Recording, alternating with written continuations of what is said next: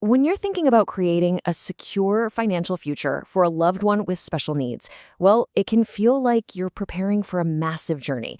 And it's not just about money, is it? It's about peace of mind. It's about security. So let's grab our compass and start mapping out this path together. This quote from a parent named Candace, it just gets right to the heart of everything, doesn't it? It's that feeling that probably keeps a lot of you up at night, that deep, instinctual need to know that your child will be safe and happy and cared for long after you're gone. This right here, this is the why behind everything we're about to talk about.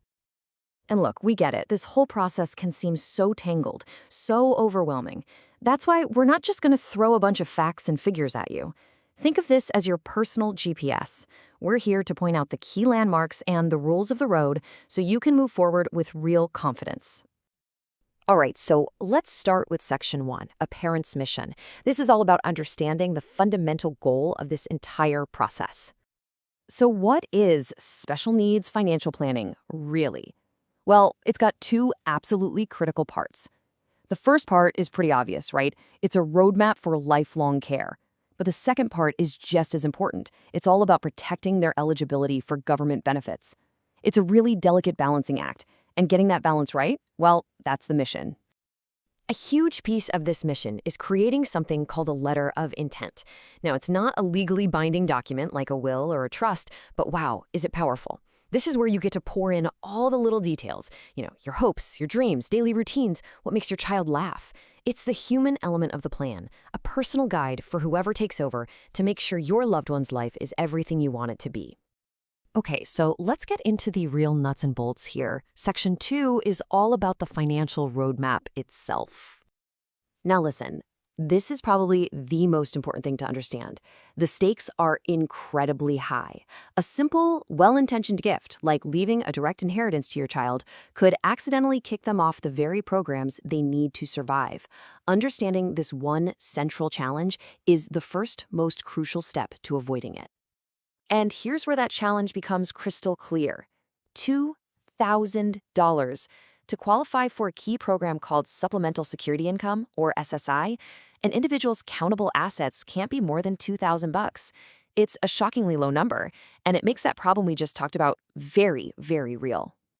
That $2,000 limit, it leads us right into Section 3.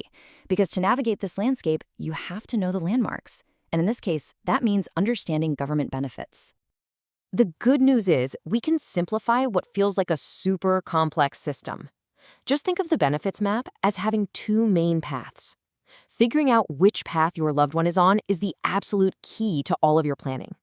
So let's walk down those two paths right now in Section 4, means-tested versus entitlement benefits.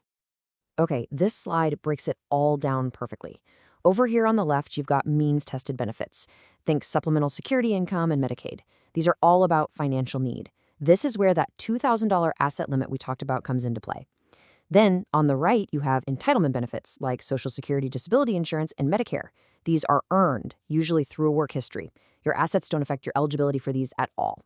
See the difference? It is a total game changer. So these are the four big players you're going to hear about again and again on this journey. You've got the two means-tested ones, SSI and Medicaid, and the two entitlement programs, SSDI and Medicare. Let's just quickly look at what each one does. Here's a quick cheat sheet for you. SSI gives you cash for basic needs. Medicaid is health insurance. And both, remember, are means-tested.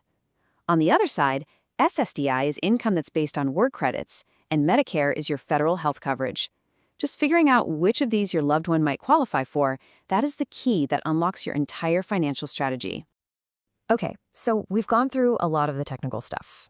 Let's zoom back out for our final section. Because Section 5, well, it's all about you and your most important role of all, being an advocate. You really have to let this one sink in. All of this planning, all of this learning, at the end of the day, it's an act of advocacy. You are the expert on your child. You are their champion. You are their voice. And that role is what powers this entire process forward. Yes, this journey can feel complex, but think about it. In just the last few minutes, we've straightened out the path quite a bit. You now understand the biggest risk, that $2,000 asset limit, and you know the two main types of benefits. You have the foundational knowledge you need. You can do this. So, we'll leave you with this thought.